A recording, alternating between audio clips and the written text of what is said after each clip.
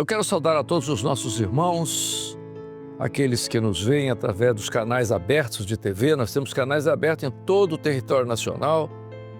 Se você está aí na sua região e não sabe, você pode olhar aí do lado da tela do seu televisor que vai aparecer uma relação de canais de TV abertos. Certamente a sua região vai estar aí mostrado aí na sua televisão.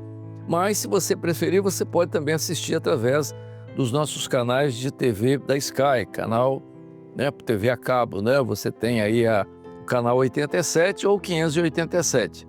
Mas, se também você preferir assistir às vezes os nossos programas, TV Manaim, em outros horários, você pode acessar as nossas plataformas no YouTube. Como já temos falado aqui repetidas vezes, irmãos nossos da Igreja Cristã Maranata, irmãos nossos de outras igrejas, servos de Deus, irmãos nossos que nós respeitamos, amamos, participam dos nossos programas, são sempre bem-vindos. E nós estamos aqui novamente, eu e o pastor Alexandre Brasil. Pastor Alexandre, a paz do Senhor. Paz do Senhor. Nós vamos, depois da nossa vinheta, o nosso programa.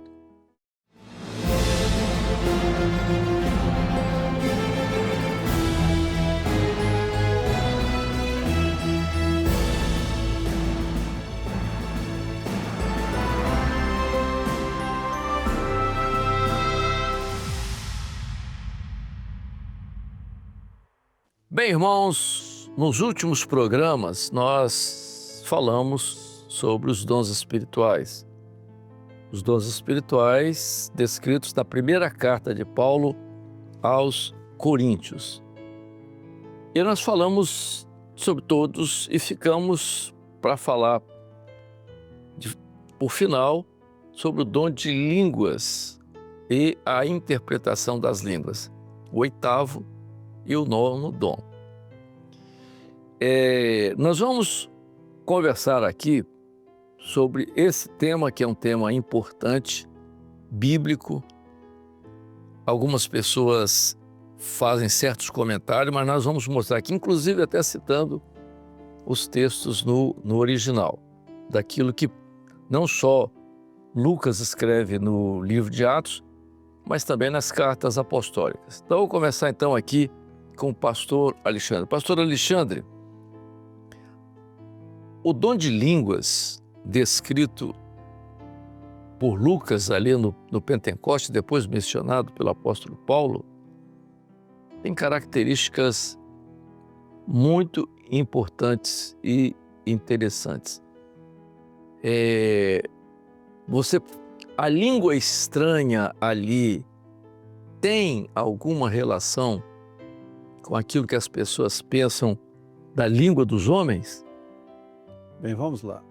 O primeiro destaque que nós vemos no Pentecostes, eles estavam reunidos no Senado, e onde Jesus havia determinado: ficai em Jerusalém até que do alto sejais revestidos de poder.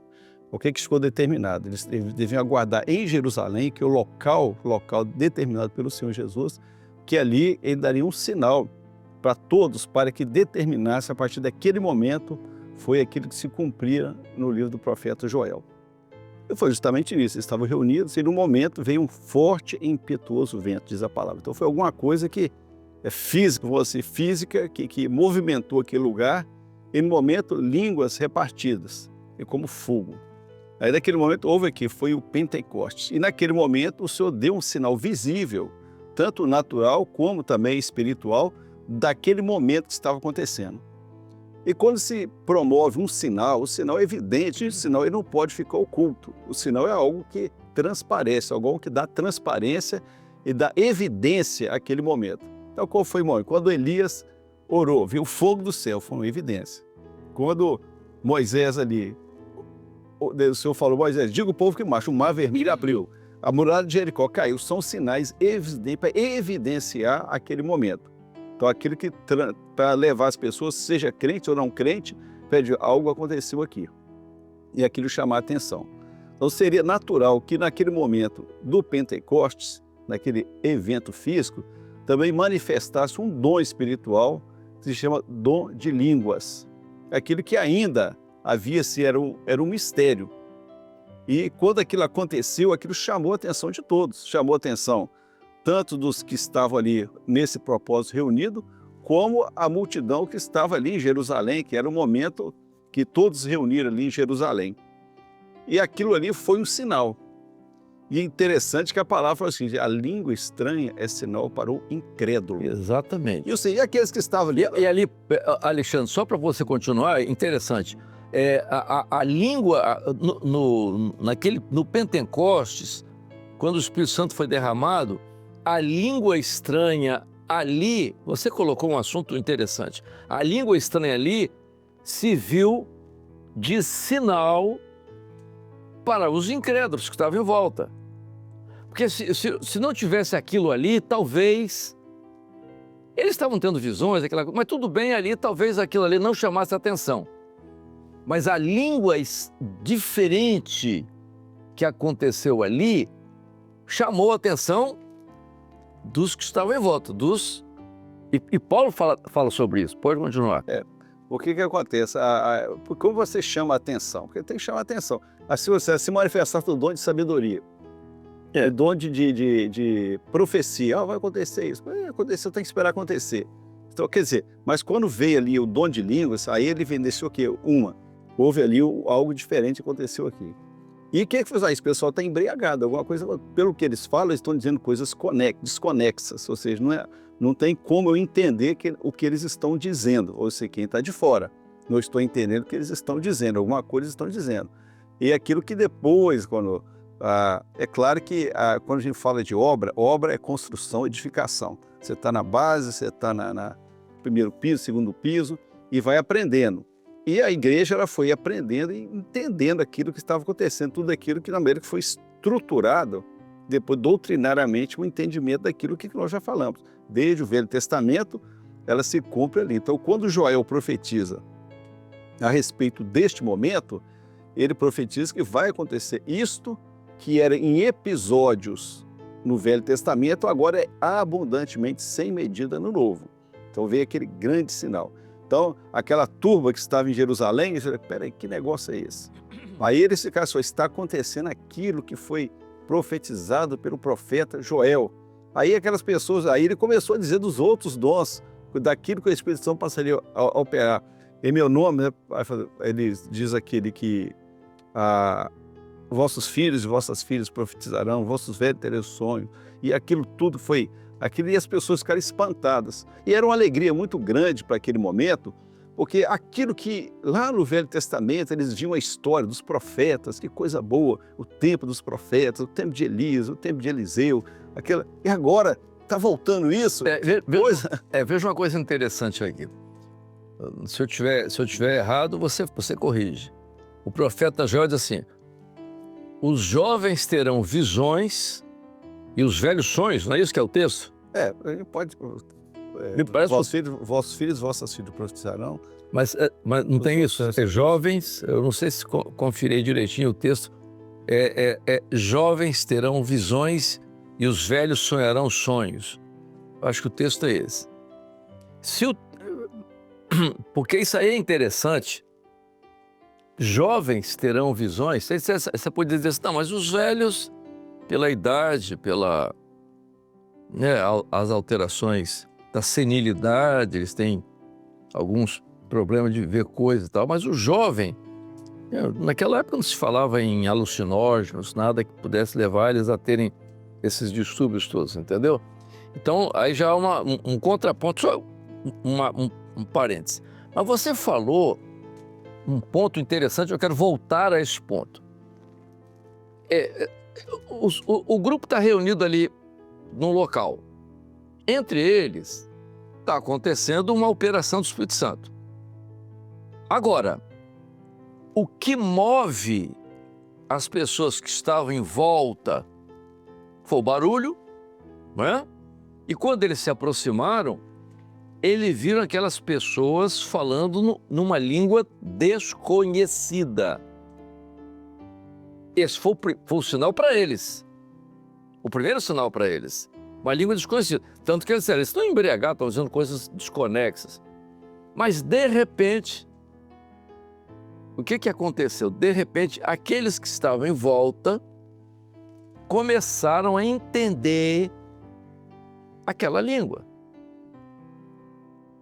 E Lucas diz que eles começaram a entender, Alexandre, que tinham varões ali de várias regiões com línguas diferentes, com idiomas diferentes, né? Então eles começaram a entender, a língua ali era uma, mas cada um entendeu na sua própria língua. Isso foi isso que você vai falando. É porque é interessante, porque a palavra ela explica lá à frente que aquele que fala em língua fala em mistério. Então ele fala ele com Deus. Então o assunto é dele com Deus. Então quando você não pode compreender o momento íntimo do homem com Deus, é ele com Deus, personalíssimo. Mas a edificação é dele próprio. Mas quando eles perceberem, como você bem falou, eu estou todos falando um idioma que eu não estou entendendo. Essa língua para mim é mistério, totalmente misteriosa. Para mim não tem nenhuma condição de entender isso. Mas eu estou percebendo que aquele ali que é da Grécia, aquele ali que é de Sidom, aquele outro que é do Egito, aquele outro que veio de não sei aonde, ele está entendendo aquilo que se fala de mistério, ele está entendendo a língua dele. Aí vê o quê? Aí nós vemos o entendimento daquilo que é a interpretação das línguas. Exatamente, eles tiveram o milagre da interpretação das línguas, porque aí é que é o mistério. Por isso que diz que quem fala em línguas não fala as mas fala de mistério, né? E aí você vê a importância da operação do Espírito Santo ali. Agora, outra coisa que eu quero te perguntar, Alexandre, você falou no início que foi importante para eles aquela visão do fogo, porque o judeu tinha na tradição do Velho Testamento que Deus se manifestava daquela forma, através de fogo, né? A experiência de Moisés, a experiência de Elias no monte, etc. Então, a visão do fogo ali era uma demonstração do que Deus havia feito no Velho Testamento, estava fazendo ali agora. Mas esse fogo tinha eu quero que você fale sobre isso. Esse fogo tinha ali tinha uma conotação diferente, porque ele não veio como uma tocha, uma bola de fogo sobre... Tinha que ser sobre Pedro, porque foi Pedro que foi usado, que entregou a mensagem. Mas não. O fogo veio, mas ele veio como uma língua em cada um, não é? Você falou muito bem isso aí, porque isso aí é um detalhe que eu vou dizer que é fundamental nesse sinal. Porque agora, assim, toda a glória de Israel foi restaurada ali. Por que que houve? Houve o sacrifício que não se repetiria mais. O holocausto, vamos dizer assim, foi inteiramente consumido. E o fogo que vem agora, que esse fogo que o Senhor vem trazer, ele é dividido, repartido, porque agora ele tem uma operação no corpo da igreja. Exatamente. Então assim, cada um tem uma porção e essa porção é idêntica, na mesma genética, o mesmo corpo, a formação de um corpo. Por isso que foi repartido em todos, porque todos juntos, aí vou dizer, essa bola de fogo seria como todos juntos, né? Por isso ela foi repartida como igreja, corpo de Cristo. Uma porção para cada um. Uma porção para cada um.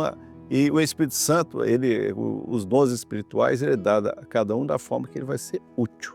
E a utilidade é justamente essa. Como o corpo é completo. Aí nós vemos o seguinte, se a gente for trabalhando nisso aí, nós vamos ver como é que é extraordinário o ensino da palavra. Que ele já vê o seguinte, ó, cada um foi línguas repartidas. Olha, vocês estão todos, mas é um corpo só. E cada um vai receber a sua Cada um porção. é parte do... E é parte desse fogo, desse espírito, dessa vida, operação. dessa operação maravilhosa. Então, juntos, nós completamos tudo aí, isso que o Espírito Santo tem fazendo. Então, nós não temos que ninguém para ficar isolado, ninguém para tomar para si, porque vocês podia ser Pedro. Pedro, ele entregou a palavra. Agora, viu interessante, como é que é a ação, a operação do Espírito Santo. Assim que houve o Pentecoste, Pedro entrega uma mensagem. Pedro não preparou, não sentou para estudar, não pegou lá os pergaminhos para o que eu vou pregar aqui hoje, não. Na mesma hora, o Espírito Santo tomou Pedro e na ousadia que ele nunca teve. E a exegese do texto? Não, ele fez tudo, ele fez exegese, homilética, fez tudo porque o Espírito Santo fez isso. Agiu, facilitou para ele. Você imagina, Alexandre, os doutores da lei, se tiver, alguns estavam ali talvez ouvindo aquela pregação de Pedro, ele está fazendo uma análise, ele está fazendo uma comparação do profeta Joel com isso aqui, não tem nada a ver. Eles entenderam, eles acharam totalmente absurda aquela avaliação de Pedro, comparando aquele momento ali com o que o profeta Joel tinha dito, pois para eles era completamente impraticável. Agora, outra coisa, Alexandre, muito interessante, é Lucas, né? Que o Lucas era grego, e Lucas, os seus escritos são muito interessantes porque ele dominava bem o grego, né? Então, ele que descreve o Pentecostes, ele diz o seguinte, e todos falavam, no texto original, e todos falavam noutras línguas, conforme o Espírito Santo concedia. Interessante que no texto original está assim, e todos falavam noutras línguas. A palavra língua ali no grego é glossa.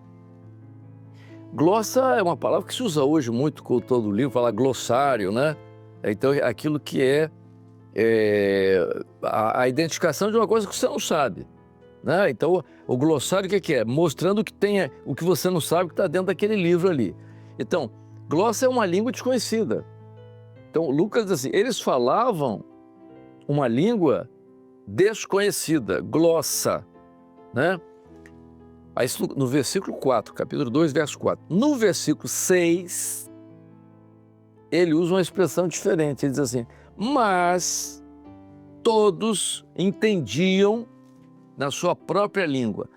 Essa língua aqui agora, no versículo 6, não é glossa, é dialectos. Ou seja, língua conhecida, que é exatamente isso que você falou.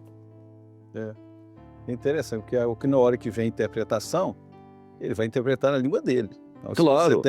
Você tem a operação, a manifestação do dom de línguas, e depois há uma interpretação, ok. Ele pode ser qualquer idioma que ele falar, ele vai interpretar na língua dele, ele vai entender o mistério e vai transmitir o mistério na língua dele. Porque quando o homem... Porque o interessante é sempre isso, aqui, que é aquilo que nós dissemos. Aquele que fala em língua, ele fala em mistérios. Ele fala em segredo aquilo que é ele com Deus. Mas quando vem a interpretação do mistério, porque a interpretação de língua é justamente a interpretação do mistério. Exato. Daquilo só, você está falando, você não está entendendo nada, né? Mas o Espírito Santo está dizendo isso. Mas como é que você traduziu isso? Isso não é tradução, isso é interpretação do mistério. Exatamente. É como se você visse é diferente, porque quando você fala de uma tradução, você lê um texto, você traduz um texto. Literalmente. Mas a interpretação, você interpreta o que você está vendo ou ouvindo. Nós tivemos uma experiência no Manaim, uma vez, acho que não sei se você lembra. Nós estávamos com um grupo de pastores da Rússia e numa reunião nossa, um irmão nosso, pastor brasileiro, começou a falar em línguas e quem interpretou foi um pastor russo. Entregou uma interpretação em russo. Claro que nós tivemos que traduzir a interpretação do russo para o português, mas quem interpretou a língua estranha foi um pastor da Rússia. Quer dizer, ele ouviu a glossa, foi no dialectos, e o outro também no dialectos veio para o português. Dialectos, mas ele viu a fonte foi lá do mistério, lá que ele viu e interpretou o mistério. Sabe por que eu estou dizendo isso? Como nós vimos Daniel, né? Amém, Tekel e Farsim. Isso ali já era o dialecto. Já era a interpretação, o mistério estava na parede. Era. Daniel viu o mistério. Agora ele veio, quando ele falou Tekel e Farsim, aí ele viu, aí ele foi e disse... Aí ele já usou o aramaico. Mas baseado nisso, o Alexandre, que nós vemos o seguinte, porque muita gente, durante muito tempo, eu vi isso no início, alguém falar que, não, eu vi um irmão falando em língua estranha e aquela língua era um dialeto lá da África, não sei o que, antiga, não sei o que lá e tal, e o irmão que estava lá entendeu. Isso é uma coisa mais absurda possível. O camarada pode ter ouvido alguma coisa parecida, mas o dom de línguas ali não tem nada a ver com língua de homens. Quem fala em línguas não fala aos homens, mas em espírito fala de mistério, como você falou. Isso é importante para a igreja entender isso com clareza, porque faz parte. Agora, só concluindo essa parte, nós voltamos e concluir isso. Alexandre, Paulo, quando descreve os dons espirituais, ele não cria nada, concorda? Vamos supor, você é Paulo, tá? Você se converteu lá em Bairro Vermelho, vamos supor, ou na Praia do Canto. Você está lá assistindo, você se converteu, você não conhece nada. E você começa a ver a igreja exercitando dons espirituais. Você que é um camarada curioso, inteligente e espiritual, você começa a observar e você começa a ver as formas de operação. O que Paulo viu em Antioquia foi várias formas de operação que ele então descreve como 9 formas que ele viu, 9 maneiras do Espírito Santo operar. Concorda? Exatamente. Eu não tenho, vou dizer, nem Paulo nem tinha que inventar nada, porque a obra do Espírito Santo é justamente, ele está apenas trazendo à luz aquilo que era sombra no Velho. Aquilo que era no Velho Testamento, que estava encoberto, e agora o Novo é descoberto, revelado, mostrado, visto, patente. Nós estamos chegando ao final desse primeiro bloco, nós vamos continuar e na próxima semana nós vamos concluir esse assunto falando mais um pouquinho sobre, saindo do capítulo 12, entrando no capítulo 14 da primeira carta, alguns aspectos desse dom na vida da igreja, como é que ele funciona, a importância dele na vida da igreja, a relação dele com a interpretação, a profecia, essas dúvidas que às vezes alguns irmãos têm. Nós vamos abordar isso no nosso próximo programa para concluir toda essa parte de dons espirituais. Amém? Paz do Senhor, Alexandre, a paz. Paz do Senhor. Paz do Senhor a todos. Semana que vem nós voltamos com a conclusão desse tema.